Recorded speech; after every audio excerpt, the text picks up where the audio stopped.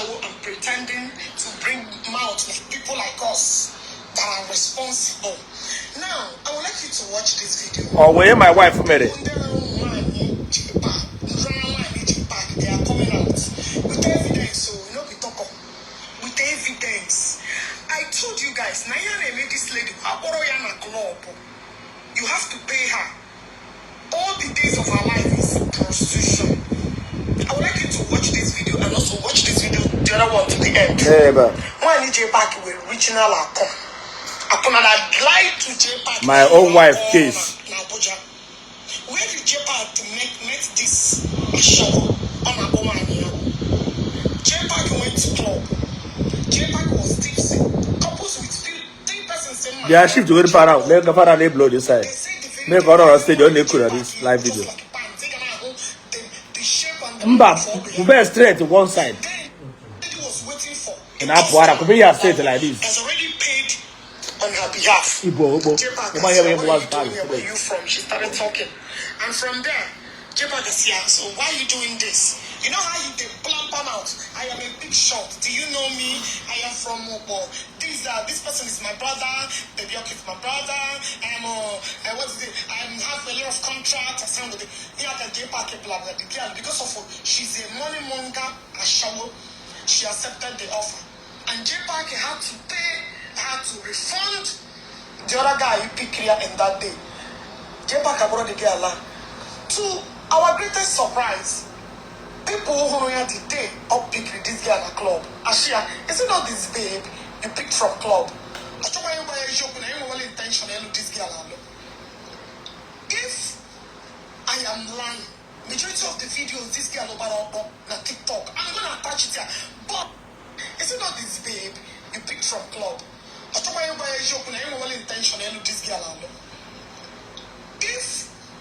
I am lying, majority of the videos this girl over on TikTok, I'm gonna attach it here.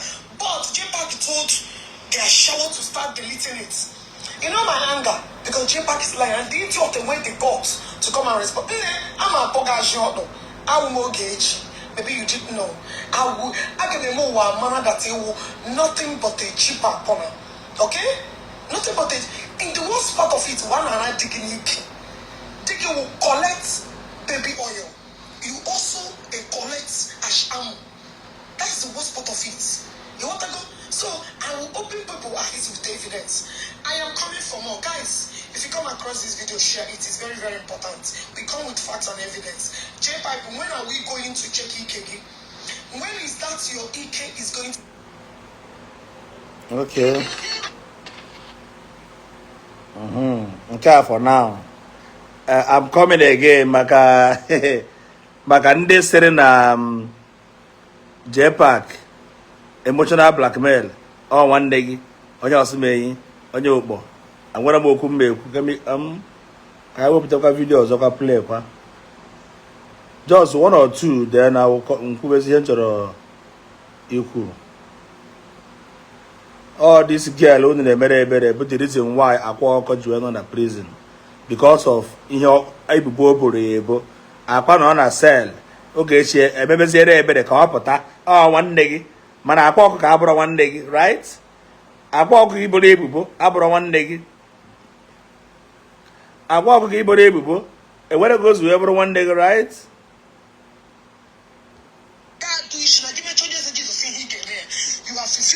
First and foremost, nke akịta nke ọ kwuru J-Pack waja Okongwu dibia.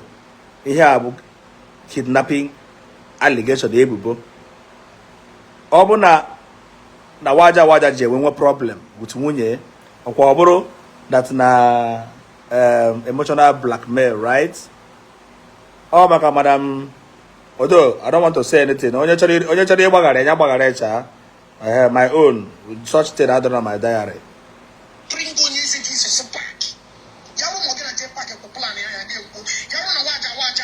I see no reason why waja don't raise money for Jesus. I see no reason why. Because your post. I remember the day I was calling. See, everybody put out their support for this on Jesus. So you allow me to go in to me. Waja stood against it. The same waja American fights. Maybe 1 million. What is going on? What is going on, Umibo? You guys should start asking questions. Is Onyeze Jesus not related to Okom Butibia? Is the same Okom Butibia did not threaten Onyeze Jesus?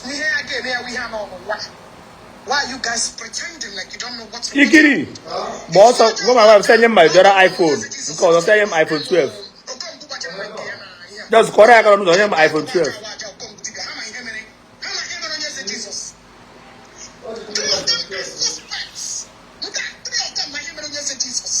Because number one,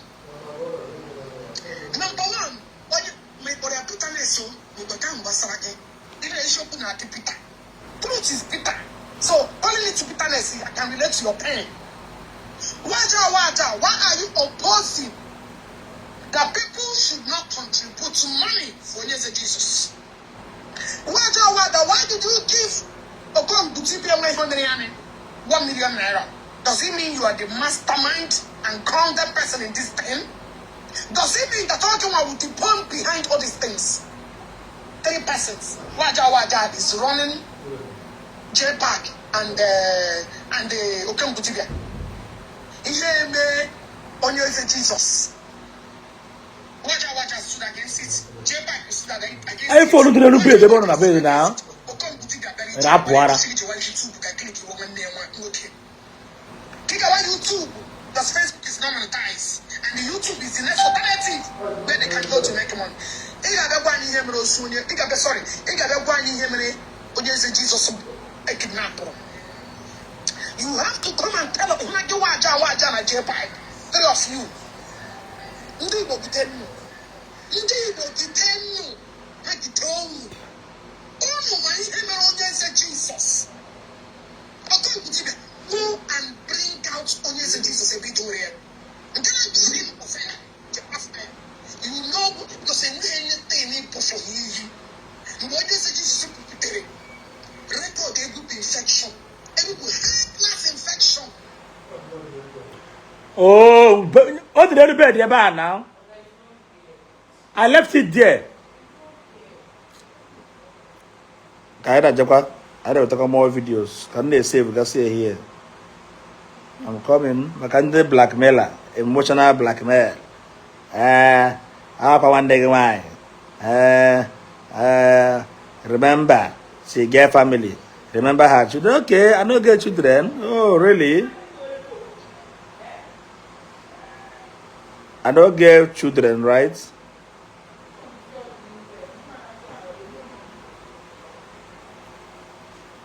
When I'm watching any video, happen in the bed, the other side, this bed. We put a pillow God. When they were the way because come never put a see. I'm talking about my own. I'm not talking about another person.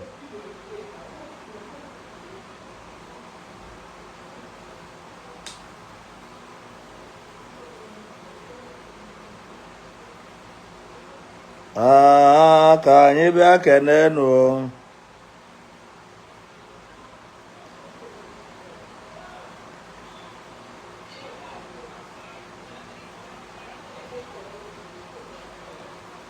Ka anyị buru na-ewe n'iwe biko. Ka anyị buru ekene.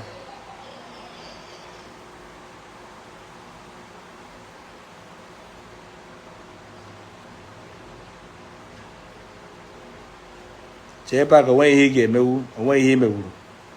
At least, if not for anything, all the good record, na January 4th, I personally arrested Ogechi, January 4th, with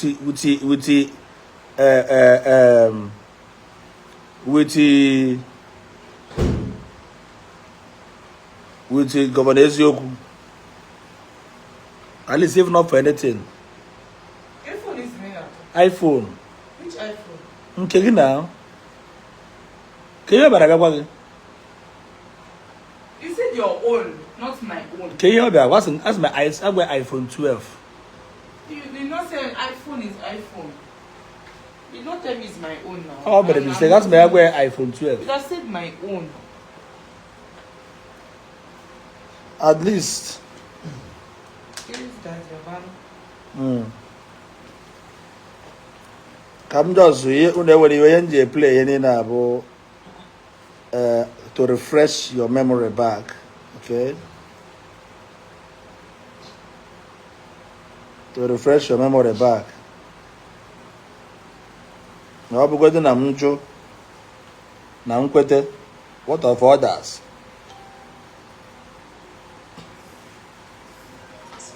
How can you be Ghana by Watara?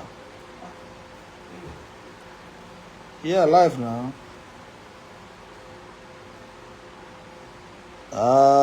Kanyiga Kenenu. Videos all the number. My own personal this thing.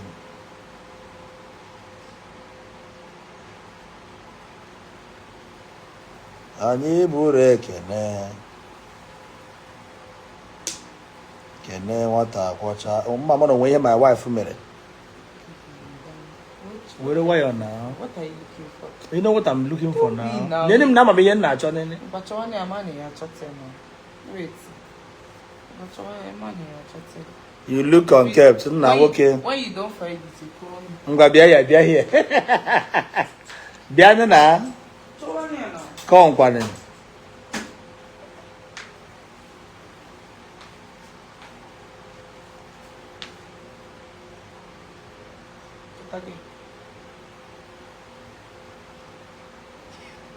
Abi my body na. Date na. Hey. Also you said again. I don't want to reply. Guess it is so the thing. Where you go ahead on. Now let's start from this. I don't want to say anything.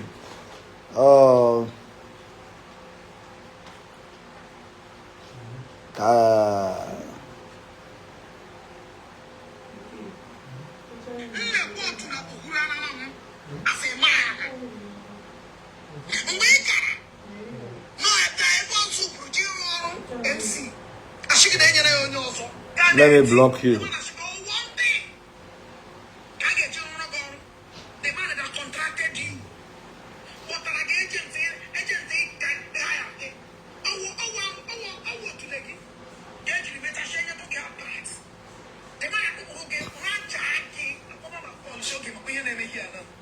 Because when you are going, I was there. When you reach there, I was there. I was listening to you. Also, I can collect anything just because of money. At least I am a woman. I cannot make decision whether to carry to come or not to carry to come. Moreover, I am the last born. That my contribution is very slow. My contribution is little. Because you are useless. At least here they, I know they collect from EK.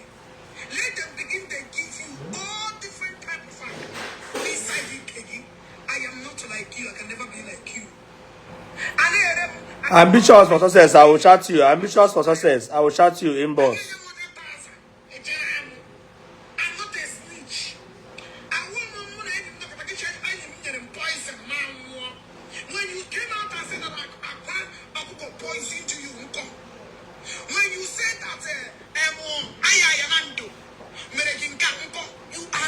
Waja, tears all over my eyes. Oh.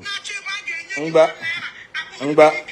Nekwe. Nedun na yoro for Messi. Mbaga kwa Ogechi ka nyo n'ụwa. Though they know they cannot come to my inbox. You will not stop us. You will never stop us. Mention where I want. Mention 10 times. Also.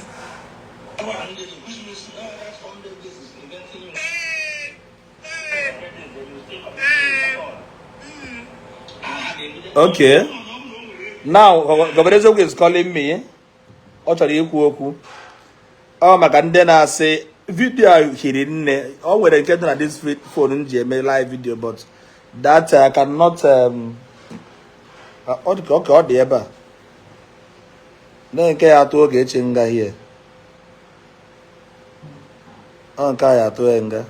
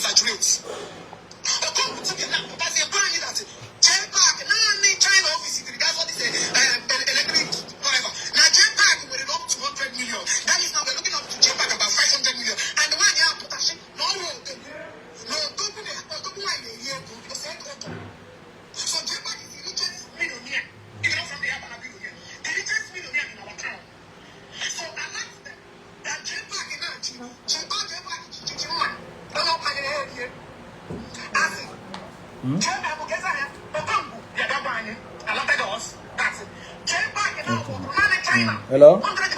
Yeah. Yeah, I'm here to speak out.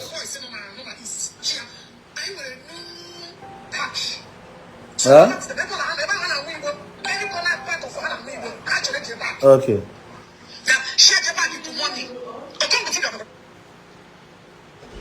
Okay, Governor Ezioku, get him.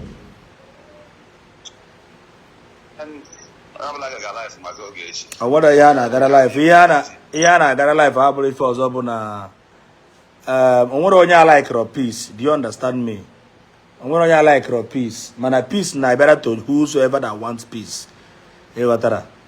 And there is difference between deliberate act and unknowing act. That deliberate act, yeah, mad very intentional, and the mad very fair mad may fail one or twice. Young bagara, you can as well forgive that person. Man, a mad may here swakala sinoy gaun. Definitely gaun. Okay, now all those people now, but I say. She's your sister, she's your sister. Do you know na BP will keep mother on war because of your mother kulu? Yeah, because of your mother na BP will keep right? Do you know na mother will keep na poguni no forever and ever in your business? Just because na mother will hear that na any place up no offer a picture with anybody. That person offer a picture or tackle bear. And it will not make people to start running from you. That is means na gini people give the bobaraga also. E man ya na napoma de ni no. Now somebody protect that. Somebody protect o me jan ma bia. Somebody protect me pe onu nshi, me pe onu gota. Sege kai me peace. Man onya he me pe onu caution what the lady the time on for me to all those things. Leon Korobogi Jepak. Emma Abanketi. My father said Abanketa on. Yeah. The beginning, there came a sudden time, Ogechi arrest, arrest. And I called you now, I called into your program. I should have joined you now, but due to FM, no. I decided to call you directly. That was why I sent you a message on WhatsApp that I'm going to call you. You should put it on that speaker. Now, every day, no Omega peace talk with anybody. One thing with Nigerians is nobody does not accept it. I hate recruit, and that is the issues I have with people. I argue with a lot of people on this. This thing is wrong, people know they're wrong. The only people I listen to are people who call a spade a spade. They man acknowledge then before you flip anything. I've been for too long.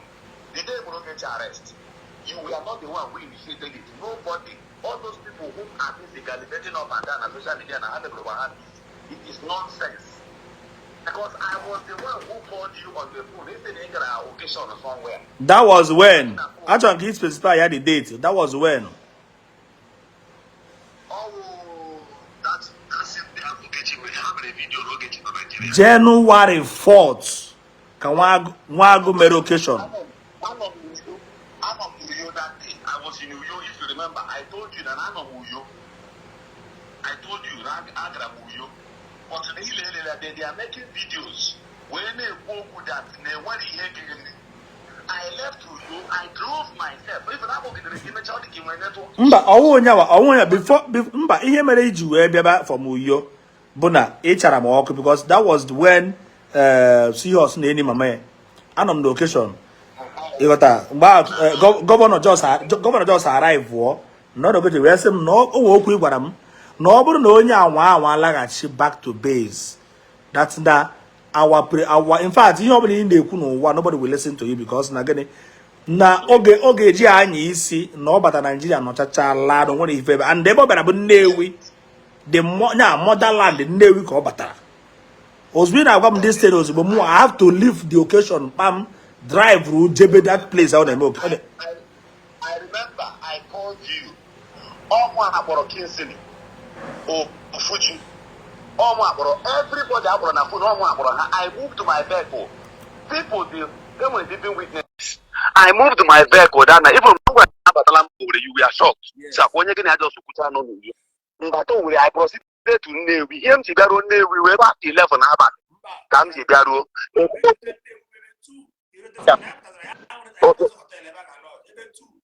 Right.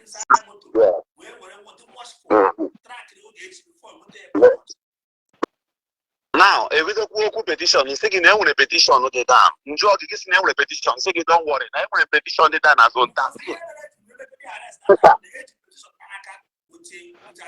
The petition on that.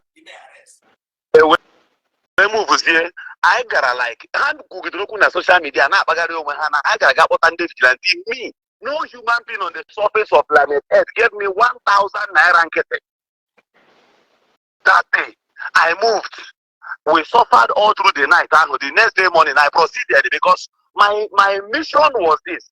Ordinarily, even ordinarily, but I pass no name video, they were attacking me. If I had done, I would have stopped it.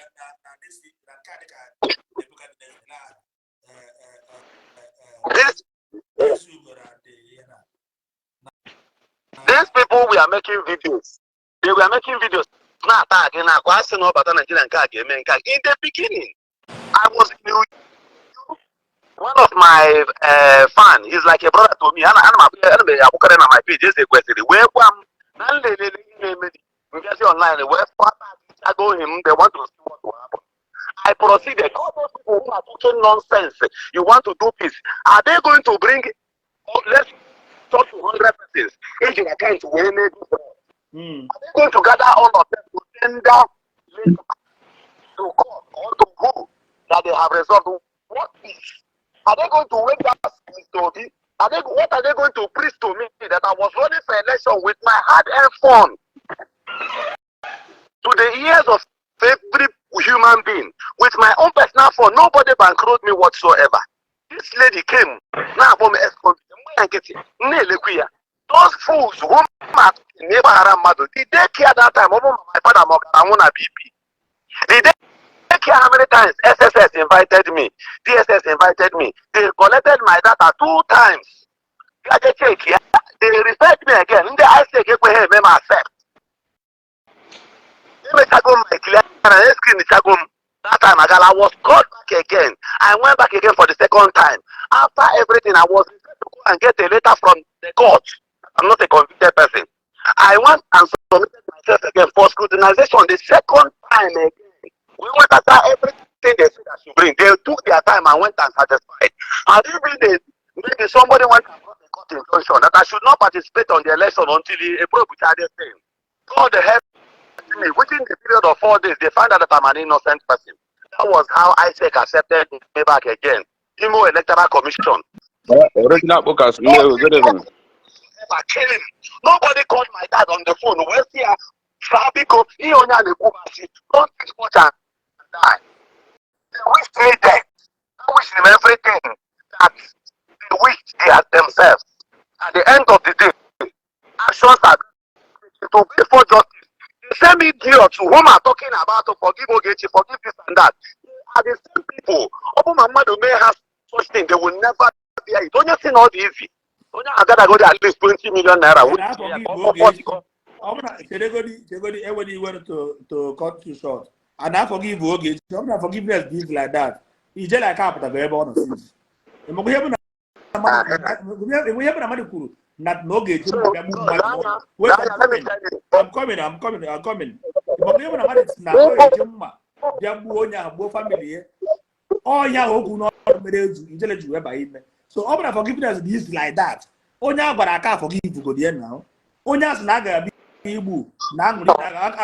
because here this lady made that almost equivalent similarity. Mother put us saying no okay, see to baggy, everybody in a book question. All through a bacon day. All I do a guy, I'm just go ball and or than get a willy. Lord, I spent all my money in a hotel.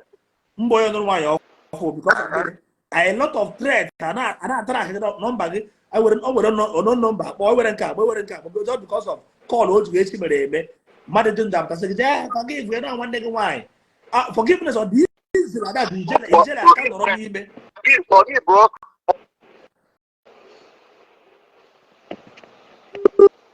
Good.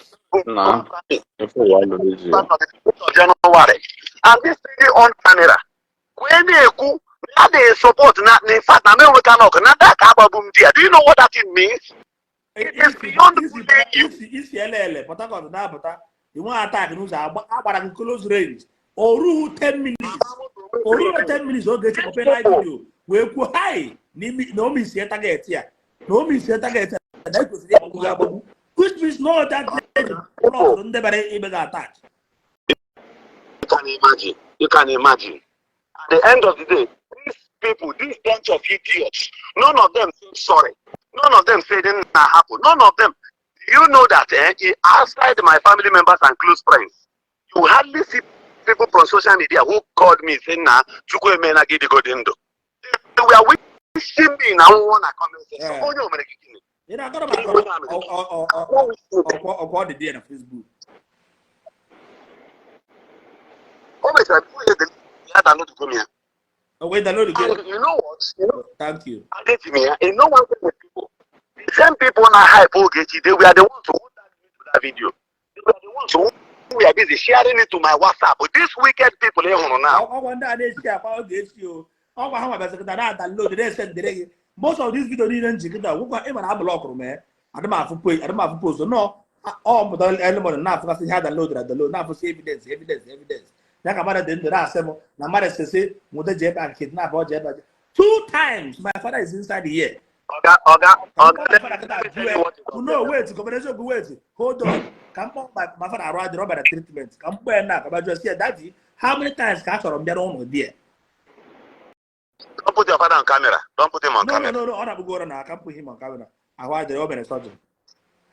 I talk about just here. Ugoroneka can't start no. Oh no. Jeba kambiano kam rapuziano kunu kuwe mana enwe one thing ncho ka m kwuo n'iru gị na gọvanọ eziokwu n'ife gbasara this issue n'iru ndị mmadụ na-esonye anyị one thing ncho ka m kwuo bụ a ga-ewepụ focus on ndị a na-ekwu okwu nya ndị a nwecha platform na-ekwu okwu n'ụdị na fa na-edefend Ogechi mmenye unu advice unu forget ya about those people because now these people biggest problem Ogechi nwe. I said it after the incident enwere n'okwu mechaa rapụ ya ekwu na maya tụozi ọnụ n'okwu a because na abụrọ mmadụ na-like ikwu okwu efu and abụrọ mmadụ na-like inye onye na-amara ife advice because o nwere advice ihe enye onye na-amara ife n'ụwa ka ọ mara ife abụ one person understand go in this life na onye ọbụla na-ezuzu na onye mụ ife ama mmenwuru ya ka ọ mụ ife mana onye na-ezuzu nwee ike ime ya mụ ife ozuzu yes so achọ ka your two of you na this issue unu forget ya ife ọbụla gbasalụ ife a ndị a na-aga na-ekwugheri nya ndị a na-eme na fa na-edefend Ogechi because na ọbụnwa tiri Ogechi na this problem minus these people Ogechi mara ama nwe this problem because all is smarter than all these people. But it amazes me na nyanwa were onwe ndị dị otu a surrender onwe ya and achọrọ nka ndị abịa mee unu ka unu lose focus man nọrọ ebe a because I am involved. I have my own video ndebe achọrọ m ikwu okwu for long I just keep ya na-asị ka nne nnegodo anya na-afọ ife na-emenụ man nọrọ ebe a yowe unu biko unu gbaghara Ogechi ma yọrọ onye ọbụla nwere onye mma gba oge mmenye agụgụ I try my possible best to make sure na handle this matter amicably. Even along the line, I've them at the effort. Man, I wanted to talk and you're two of you, but Rapon didn't can a na online on a pool and where if the vanish. Open and down on wave the vanish by now get cheapers in America. Ndabon wave the vanish by now. If I case to look this matter, if I caroli quick at this matter, Luebolu now. Or if I want a tafu or Govanos Beba, some of them Vana Munavano, some of them Vana Divano, they sing go. Enjoy life. Onye na-face the consequences of Ogechi na-face here. So biko onye even say ka nto n'ife a mụ nwa ya yọrọ unu na-abụ unu gbayalụ ma unu agbayalụ na onwe otu unu si chi setụlụ ya unu esetụlụ mgbọsị unu bidoro kwuwe okwu na unu chọọ ịgbayalụ anyị nwa nwere ike ịpụta soluzie tiwu na aka n'obi mana mụ ama stand for that.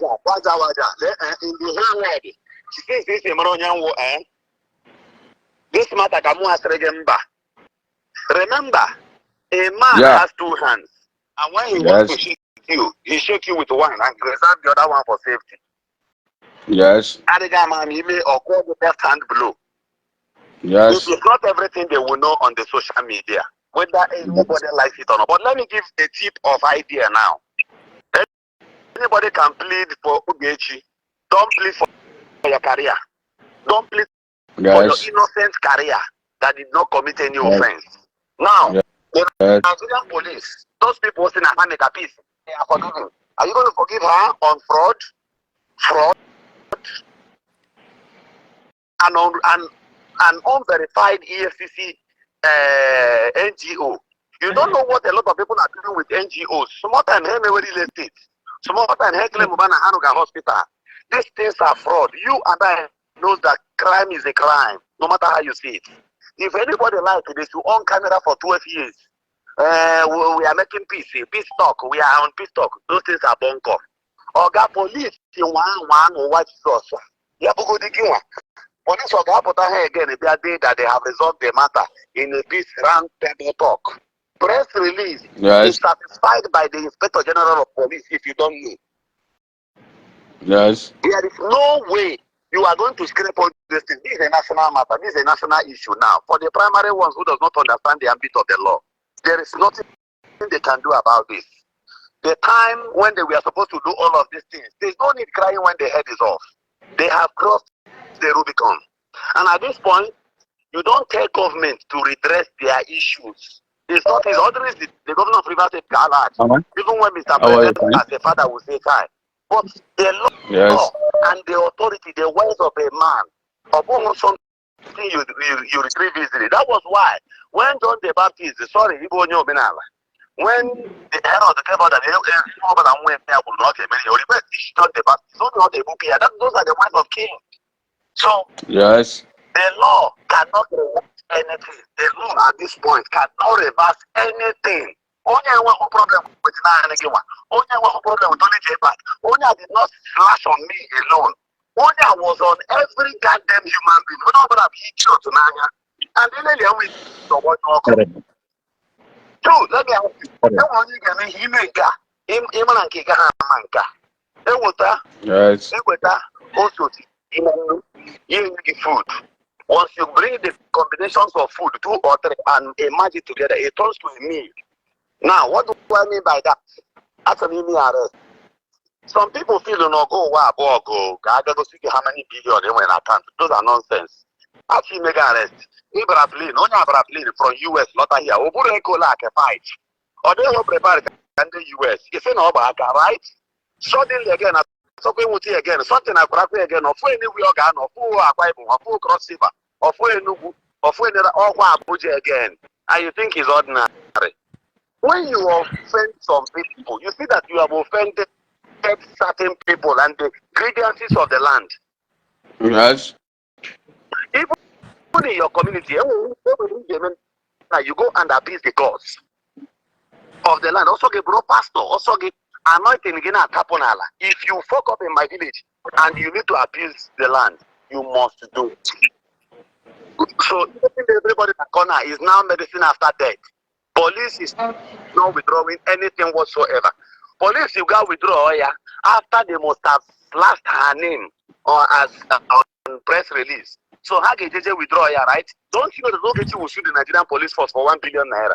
It's an all these people you see talking this thing, they didn't go that time.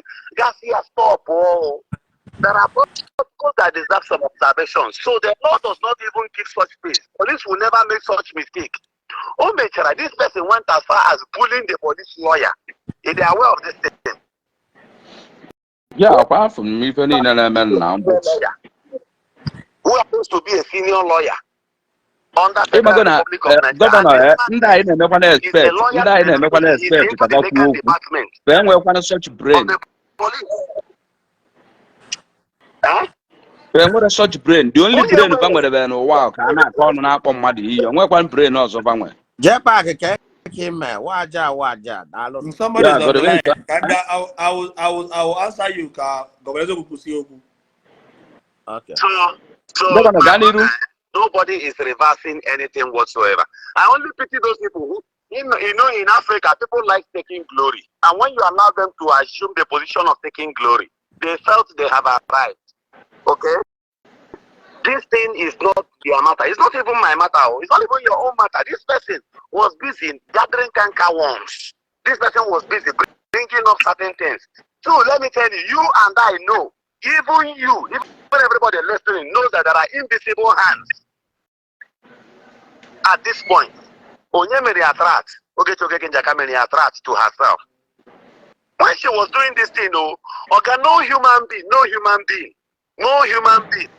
The last message I dropped to her in this life was during my campaign.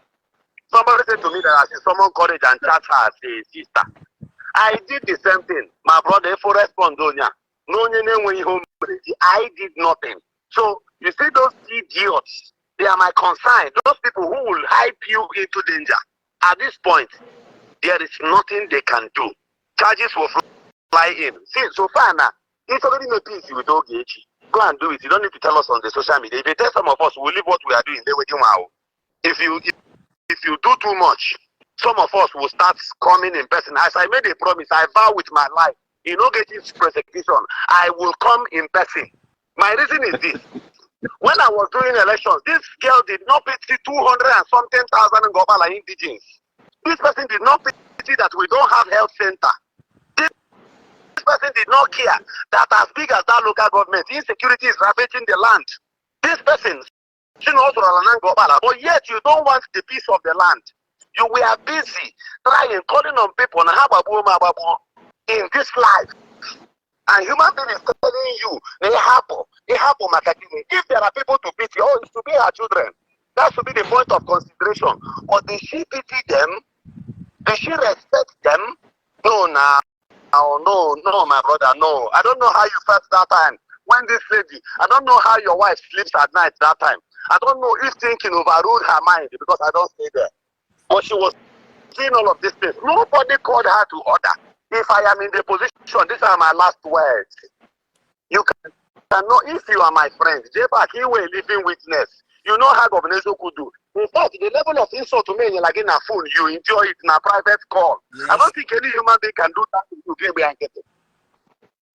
But I'm in the private, they bag them banner. Even I them taking my brother work on this thing. Even no matter one day like that,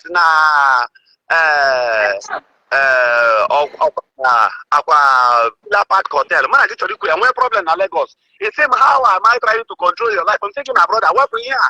You let her finally. You come now, got to page. You can read it. Like you want to me, I should go and put down so post. I respect you. Oh, listen, you were the one when I'm saying J-Pack, you have all it takes to build you have the platform, you have everything. Maybe arrange. You know, you man here somebody arrange saga. At a point, I listen to you because most of them we serious problem. Without knowing that now, most of the saga they maybe we will get so good they have build your page. So that it's time for me to, because many people might be thinking that they people had a war, real war. That is what I was in view because people like about war. So in a war, saga, you didn't with you. In a post to everyone now statue rails, you didn't with you. Check it again where everybody put that. After all my correction and my contact, they never advance. I brought Facebook goes there. All my old time friends be to go build. So I have to leave all those things. Thank God you are doing this. But brother, my last words here before I will leave and I'll go back and watch and listen to you. My last words here. Let's assume that this lady wanted peace. This lady wanted to own her peace, stay in charge. Let's just assume that very first beginning, this whole thing in Mary, or Lotta, or where will they phone, or gas one day, or one dog upon a phone, and have not to this thing and there, so that she goes back to her job. Because number one, the only heard you zoom meal. No matter how beautiful a burial is, nobody can eat the corpse. Now, as no one Lotta will phone. Let's assume those are buffaloes, those are sponsors. We're on our phone. Saying now one day bia. Those people gathers. They sit down and say, Onya apologize to Onya. Onya apologize to Onya. You understand? They got food, they got I don't want to call them one big shot to Porogan on a phone, Ogechi on a phone. That you got angry and left the call. The person I born with what I did was I called you, he can't listening here. I think all him. Yeah. Nobody Now, let me you ask shouldn't you have this gotten before. angry. Attention. Lastly, can do the car. The major problem marriage got there now on the The major thing at this point, about what? Okay, okay. Number one, about if if you're running an NGO, number one, there are criteria you must meet up to. Number one, you will have an EFCC satisfied certificate. Again, ICPC. You will have all of these things. They will monitor what you do, know your transaction, your monetary transactions, how much that comes in and what you do with the money. Let it not be that you have built an institution of fraud. Nigeria is a very relaxed country. If you want to do the right thing, you have the platform to do it here. The only challenge we have here are just very few challenges. Okay. Right now, that particular charge, that charge came up lastly because she thought people don't know or they don't understand. About 400 and something million naira were being taken or obtained from Nigerians by tricks. And what did she use this money to do? She turned back and started bullying people, start telling you that she's rich, she has money to do this and that. Those people who must have contributed, why are they having issues? Why is Ogechi having issues with so many people? Closely, my little issues with her was just very recently, of which does not really matter a lot to me. But what was her activities with other persons? Some of these people brought in people that brought 2 million. Like I have somebody, if you doubt me, I can slash evidence tomorrow. I have somebody who gave above $1,000 with evidence. And these people are ready. When they called her to checkmate, what are you doing with the monies we gave to you? She ran after them. Some of them, again, and the people began to imagine. So, some of those nude pictures, if for that lady negotiating internet, are not real. These are doctored pictures and video clips. She shows it on the internet. This person is not ready to change anywhere. So, if you talk about that you're withdrawing your cyberbullying or your cyberstalking, that's the very simple thing. Take Ori, and our intelligent color. What about that? Lastly, problem na gabiga kita or the Ogechi also contribute to Nife or Gabiga. Yes. Yes. The reason is this, okay. Every information is a vital tool. Yeah. It's a vital tool to the security officers and apparatus. You understand? Yeah. What she said, the very first video and second video she made about Akwokoti were like on the age or thereabout. You and I know that. All good to one weather hotel, the hotel will go down immediately. Yes. So the next day morning, people checked out of that hotel massively. I don't talk with Aqua like that. I don't talk with his PA, Obinna, and many others like that. But I know if you call one or two persons, they will tell you what happened on that day, that people checked out of the hotel immediately. Now, let us look at the young man now. We don't care how Aqua made his money at this point, but let us point at the truth. Let us assume Aqua is an innocent person, or Aqua is not being found guilty by the law court. That particular image, Ogechi must have painted the brand of Aqua. Can you scrape it out? The answer is no. Everybody will presume that Aqua has sorted his way, but not matter. This is what people will say. See, that is a very strong allegation against a breathing human. You can saga Aqua with any other thing. You can say anything, of course, as you wish to. But Aqua only has right to sue Ogechi for that. Do you know that on that day, when I ran after Ogechi Newi, do you know I raised my phone to call Abba at that night? My brother, can I tell you the response Abba gave to me on that night? Abba said, Mani enwere obi ime onye a ihe ọjọọ, mani amarakwa ihe ya mere onye a ji che damage business. Very calm. That was the response of Papa to me. Brother, believe you me, if Papa was that conscience bad, Papa would have immediately, Papa na Anambra, whether you like it or not, Papa has more ground, more than Ogechi Okeke Njaka. He was amongst the people I called. Verify what I'm telling you. Papa immediately said, this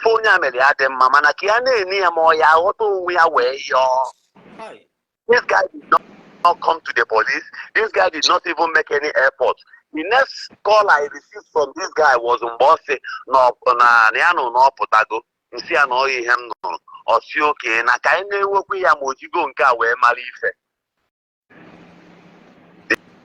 Did Ogechi, when Ogechi came out again, did she actually go back again to apologize over those kind of utterances? The answer is no. So Akwa alone, what she did to Akwa alone brings the attention of the government, because people were busy playing those things on the internet that Ogechi said Najepa Kesere. Now those things were clamping on the business of Akwa, therefore attracting the eyes of the government to Akwa Bukoti. That's one. Two, it is wrong for somebody to be ignorant of the law, whether we like it or not. My brother, I was running little registered businesses on my own before the elections. During the elections, I went to task office to get a task clearance. I go to that place, they gave me a higher bid. Too much. So when I consulted my lawyer for a legal advice, I should not even dispute it, because you can win an election, somebody will share you. They're all okay. But that's before, you understand? I went back and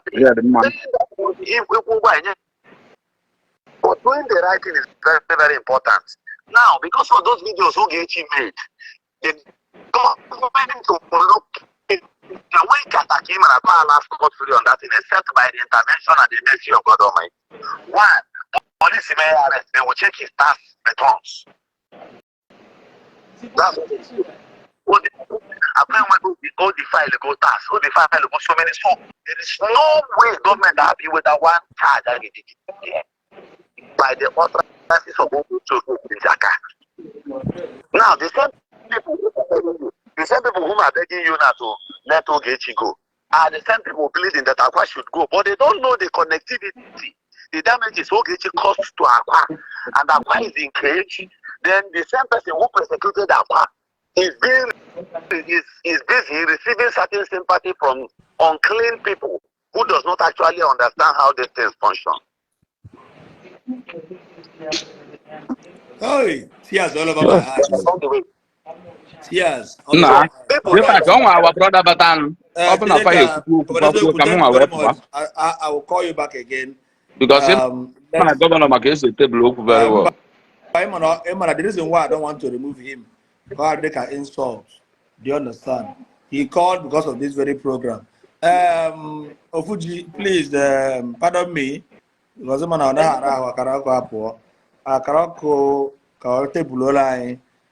what really happened. Because a lot of people are saying that city, what really happened? And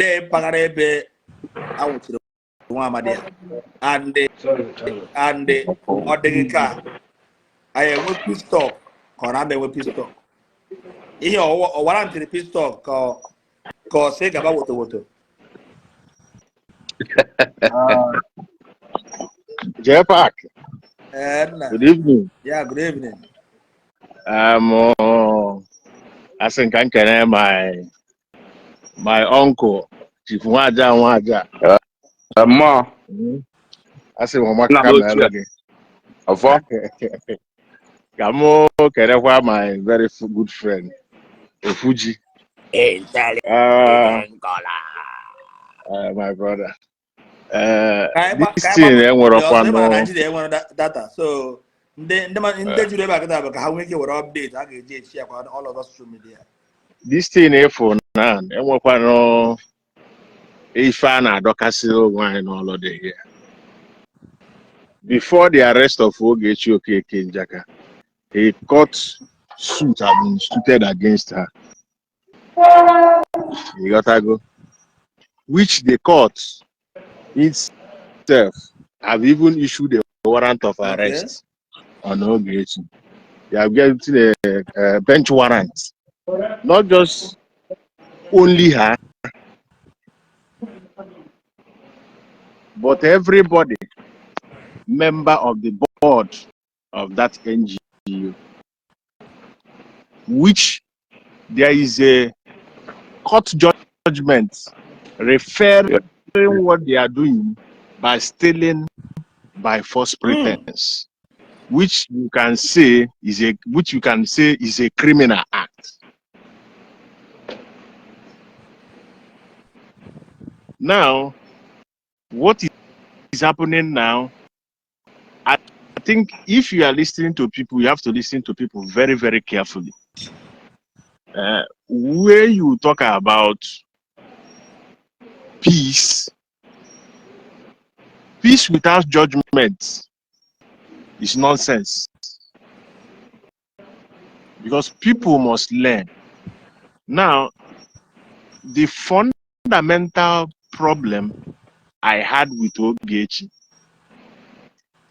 is a matter of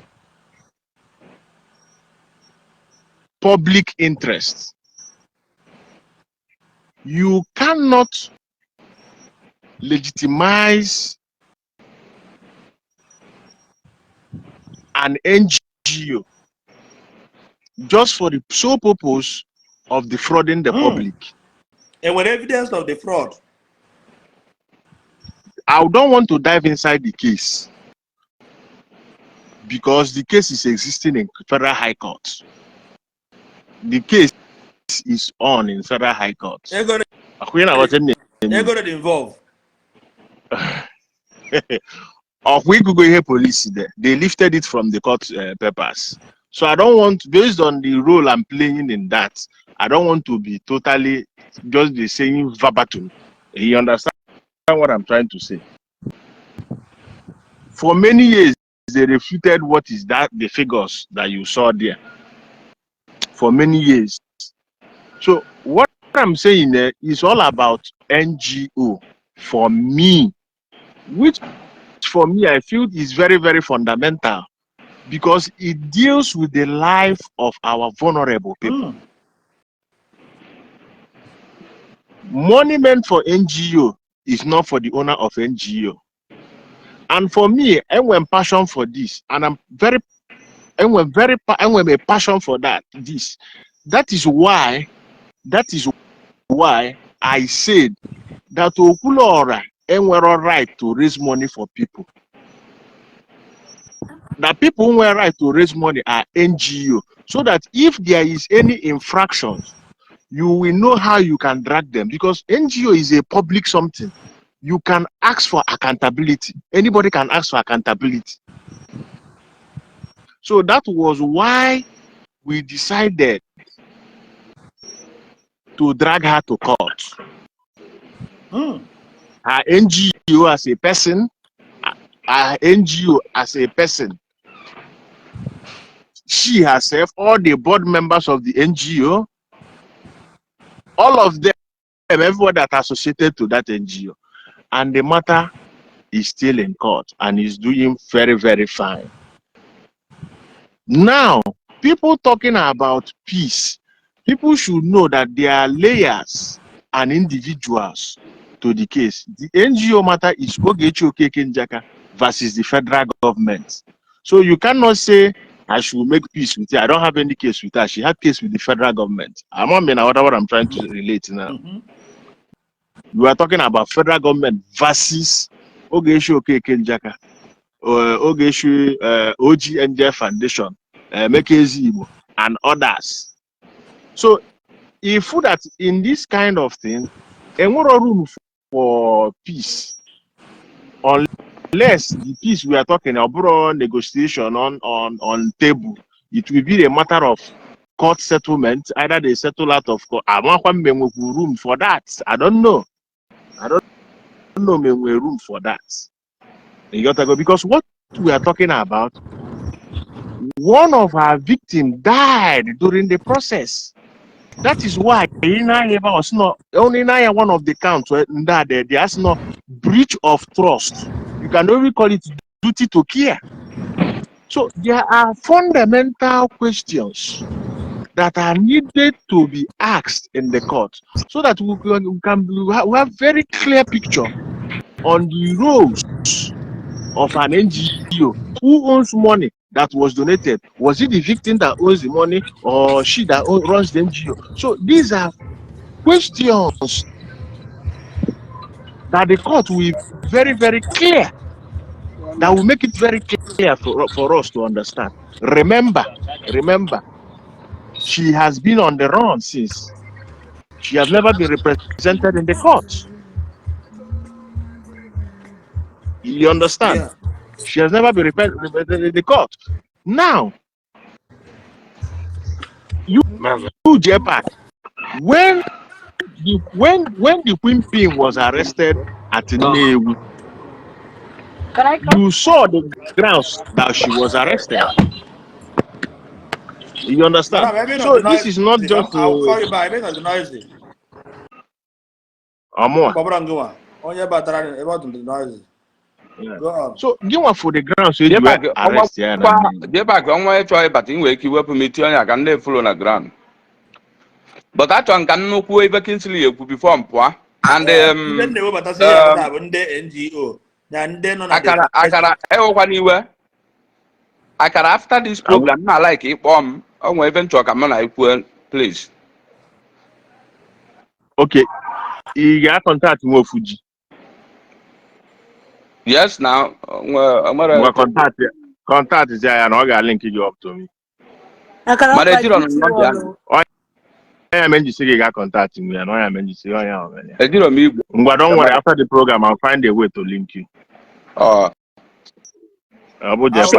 bring her back. I'll bring PJ back, but on the noise. Jeba, because you can still a chance go put over can look way go before more because all when I be on the noise, the mood to your side. Can I get a Kingsley? I get a Garoko. Kingsley, so for me, about a letter. I work as another person because I have to drive home right now. Kauno, can I get any moto? Just 1 minute of your time, drop your own opinion, then you go. Okay, and what was much opinion? If we even choose my interest na this matter, Bumboy Mechaivan, for which in even governors kuku. Give my bear me witness, other people will bear me witness in Bible to make sure everything and the other one. Man, I'm body in I by Mechabulum Bonani, and those one now that may plead is it for anything. Because I brought my mother and I'm advice. Ukumada book with Okumu because no okay, gamble. And my people, I'm a so ekum even in eku.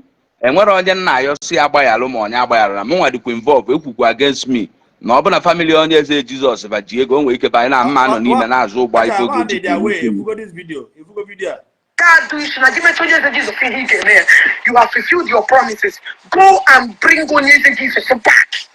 Y'all don't get a packet for planning and get put. Y'all don't know what I want because I see no reason why. What I want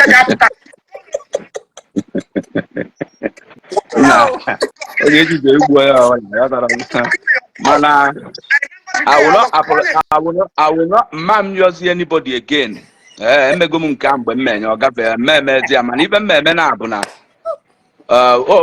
Decide is my interest na this matter will rap on the can na page G problem Ogechi na view more na followers. And we would even for over 5 months no Ogechi na Nigeria. And we will roll fatuta. Fabia Korean so see okay, sister. jenu meet ndị again na fa nwere problem ka I solve to this problem n'ife fa nọ ịnọ na page fa na-aba mba na-ekwu ife ya eme kịta olugo ife aba ya eme ọhụrụ ofu onye n'ime fa menwe anything so achọrọ nka fa nwa discourage unu n'ife unu na-eme ka unu jee reply fa ma unu na fe kwuo okwu ọhịa ka m ji wee engage here mụ nwakwu na mama nkwuzi okwu n'ife a na m ekwugo okwu oge nkwu nye ma ya advice asị okenye tutelu ife a ya eme ka ife wee dị mma and I ignore all those things so enwezie issue enwere kịta n'anya ka mma na-ene oles ma ọ nwezie ebe oluzi enwere anything ma contribute I will contribute but for now I don't talk to anybody concerning this issue ana m enegodi n'anya for now so biko gaa n'iru Okay. so nna m ochie akara emechazia mma I will get you ka I discuss ife nchọ so ekene m nwanne m ndị na-ekwula anyị. Thank you. Here I watch background. Watch better the background. Yeah. I know. I just. It was the contribution. You can type on your comment section. There is no problem. Okay. Can I go with PJ? But thank you very much, my brother. Sorry about that. Because now Agarako like was name my people's data now stake. Even in Nigeria, the high tariff of network that's a bit too much. 2 years but Agaroko, give one back Agarako. Enough for peace, enough for justice. All justice mean peace now. We are talking about lasting peace. When you talk about lasting peace, you are talking about justice. That is, even justice can mean 2 years in prison. Oh, yeah, he mean. No, I'm not the judge. Okay. I am not a judge. Easy. You cannot be deciding her fate on Facebook Live. You understand? And it does not mean that we will win. She might win. So when you talk about justice, you are talking about two sides of it. Yes. Yes. So when you talk about justice, we are not talking about killing her. No. We are not talking about winning her. No. We are talking about the interpretation of the law. So if we get to court, the judge will now interpret the law to the letter. So by the end of the day, Maryam Justice measures succumb to peace. That then no. See, Maryam Justice is not succumbing to anything. You cannot describe it as succumbing. Look at how things are. Let me explain to you very well. Maryam Justice case can on an infant stage. Yes. Infant. Maryam Justice case, infant, or can on an investigative stage. You understand? But I can more room for people to bring in petitions and witnesses and all that. You can bring petitions now. See, the system is very slow. The system is very slow. If you bring petition now, you write your petition to the IG of police alleging anything now. It may take between 1 week, 2 weeks, 3 weeks for the petition to be out. They will assign you to a department, maybe any department, you get an IPO. Right? Yeah. Now, when you get an IPO, what they will do is have to investigate what you have written. Now, why did I say that Maryam Justice case can on an infant case? It's not an insult. But what I'm trying to say is that her case can on at the level of negotiation. Both of them can negotiate it. Both of them can dialogue it. Or can on at that level. The matter of Maryam Justice case where press release. Is not what I'm saying. That is not what I said. What I'm saying is that the case Maryam Justice where I can room to sit down and negotiate. Because what is about police is that now, if two of them cannot agree or negotiate. What the police will do, okay, they will not write their report and charge the matter to court. And when they charge the matter to court, it does not mean that Maryam Shehu is winning or Ogechi is winning. But what it means is that both of them, even you calling police in the first place, is that you want peace. Everything That is the reason for it. Yes, that was the reason to involve police in the first place. That's the reason. Because, you know, there is a law that deceives Ogechi so much back in America. Her First Amendment rights. You know, that is what she hides under. Of speech. Yeah, to be insulting people. But we have different laws here. So maybe when she goes through the process, they will not explain it more for her. So that is why she need to pass this process. And this is one of the problems she had. Maryam Shehu is one of the problems. Maryam Shehu is one out of the issues. So if they are in a I don't know. I don't want to say what I don't know. But what I know is that Maryam Shehu case can, on at the stage of negotiation, both of them can still negotiate because Obabe and a court, even na court, no put in a court, the two parties are patakwa. So it's left for her how she decides to do it. It's her wish, it's her will. But what I'm saying is that there are so many cases, and I'm very, very particular about her criminal case. That is where I have interest. Because okay, you cannot.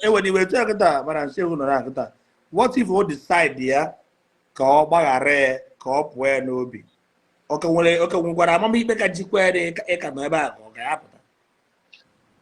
that's what I'm trying to say now. If Maryam Shehu wash her hand, I say, okay, no problem, I don't have problem with you.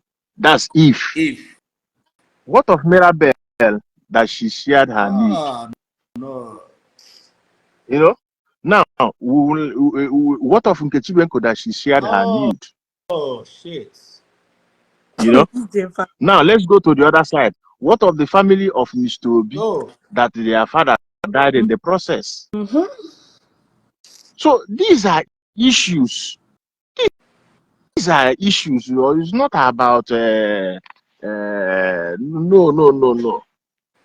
It's not about. So there are so many issues police have to address. And even when a police is a civil service job, okay, no idea. No idea no holu oyibo. Okay, man, no holu oyibo. So olu oyibo, onwe ka esi alu olu oyibo. Police cannot come and say no, I don't alu olu oyibo like that. Olu oyibo is all about fire. If Maryam Shehu own is out, they will write it that these people have settled. These people are settled. They will not do because of it. Cancel the other. No, they don't. This is a civil service job. So you have procedure. Forces right? Not forces. No forces is holding her. The law is holding her. Law. Just like when they were peddling lies, Maryam Shehu is with Ogechi passport. Maryam Shehu sees Ogechi passport. Ogechi went to embassy. If what they did was not right, embassy could have granted her a waiver. Embassy, near soccer, near passport, or smuggle lawyer out of Nigeria. Not the possible.